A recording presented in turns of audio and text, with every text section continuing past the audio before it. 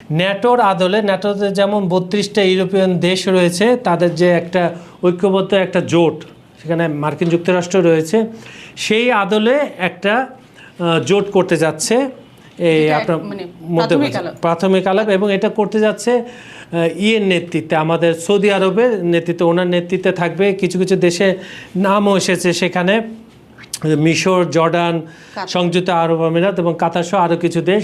কিন্তু কারা কারা কতটা রাষ্ট্র মিলে হবে কিছুই হয়নি, জাস্ট এটা প্রাথমিক আলোচনা। তো আমার যেটা ভয় আপনার কাছে, আপনার যেটা প্রশ্ন, অতীতে বিভিন্ন আমাদের ওআইসি নামে একটা অকার্যকর, আমি বলবো যে মুসলিম প্রধান দেশের একটা সংগঠন রয়েছে যাদের শোক দেওয়া ছাড়া আর কোনো কার্যক্রম নাই। কারণ মধ্যপ্রাচ্য অনেক আগে থেকে, সেই 1960 দশকের পর থেকে প্রচণ্ডভাবে আপনার অস্থিতিশীল অবস্থায় রয়েছে। স্যাটেল মিডল ইস্ট আমরা দেখতে পাইনি এখন, যে স্যাটেল একটা শান্তিপূর্ণ অবস্থানে নাই, বিভিন্ন দেশের সাথে সমস্যা রয়ে গেছে। আপনার এটা আসলে কতটুকু কার্যকর হবে, আপনি কি মনে করছেন? না, আমার কাছে যেটা মনে হয়েছে যে আন্তর্জাতিক পর্যবেক্ষকরা, যেটা বিশ্লেষকরা যেটা পর্যবেক্ষণ করছে, আসলে ঐক্যবদ্ধ না থাকলে এখন আসলে বিশ্ব এগিয়ে নেওয়া আমরা বিভিন্ন জায়গায় দেখতে পাচ্ছি যে বিভিন্নভাবে অনাকাঙ্ক্ষিত অনেক ঘটনাই ঘটছে, যেটা আসলে আন্তর্জাতিক একটা মাথা ব্যথার কারণ হয়ে দাঁড়াচ্ছে।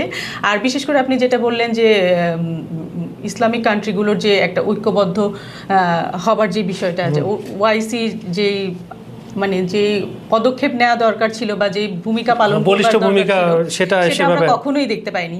তো সেই দিক থেকেও হয়তো তারা নতুন করে চিন্তা করছে যে আসলে এরকম একটা সংঘবদ্ধ জায়গা থাকা দরকার বা শক্তিশালী নিজেদের তৈরি করে নেওয়া দরকার।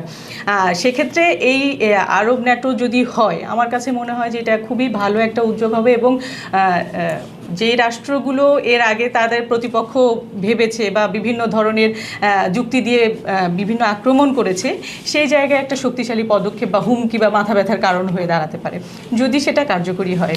যদিও এখনও আমরা দেখছি যে একদমই প্রাথমিক পর্যায়ে আছে। তো আমার কাছে মনে হয় যে এটা একটা ভালো উদ্যোগ হতে পারে, বিশেষ করে আরব দেশগুলোর জন্য একটা নিরাপত্তার বিষয়ে।